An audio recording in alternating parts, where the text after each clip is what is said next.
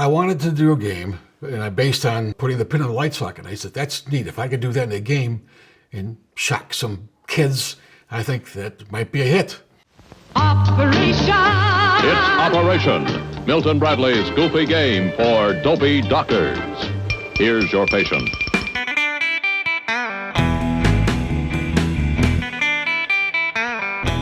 I put this box together with the overcharged battery and the buzzer, and by golly, it worked.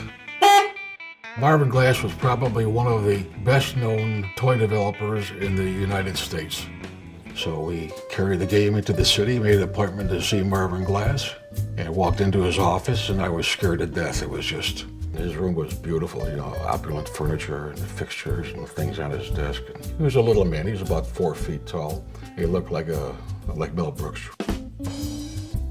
I didn't even shake his hand. I just walked in and stood there in front of his desk, and he looked at me.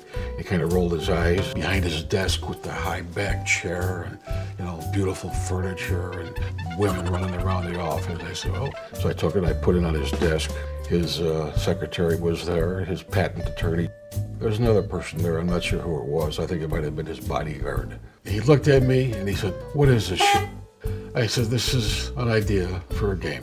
I said, well, here, this is how it works. Dim the lights just a little bit. I said, okay, Marvin. I called him Marvin, not Mr. Glass. I said, take this probe and go from hole to hole, opening to opening, and see how far you can go. So he went glug, glug, glug. Spark jumped out. He almost melted the probe. Threw it up in the air. He says, I love it. I love it. So then he made me an offer on the spot. I'll give you $500 and a job when you graduate. And that was the end of it. My game was gone, my patent was signed over to him, and I never got the job.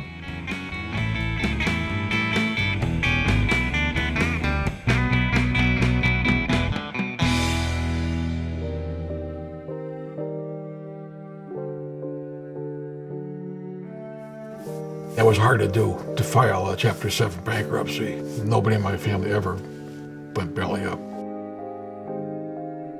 I went to my last dentist here. He said, you got a problem. I need some major work. That makes the teeth not restorable.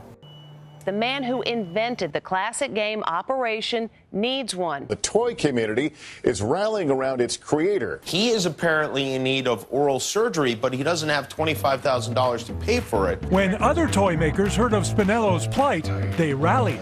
We thought the toy industry would respond.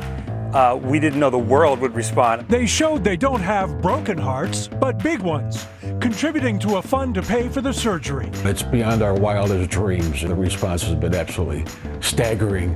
There's no business like show business. There's no business, I know.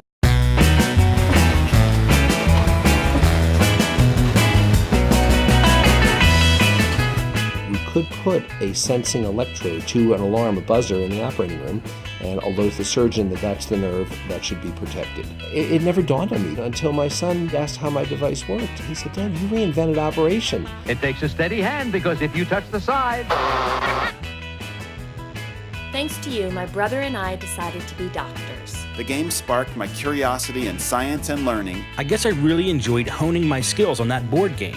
I'm currently a clinical professor of surgery at... I'm now a straight-A student pursuing my dream of becoming a doctor.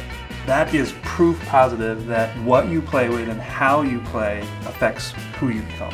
Operation Purse, Lunchbox, Clipboard, Socks, his and hers, Underwear, Keychain, Prototype. Yeah, Operation. I would say my dad's legacy, his legacy is ongoing. It isn't completed yet, because that game is still inspiring people today. What are you going to be when you grow up? A doctor.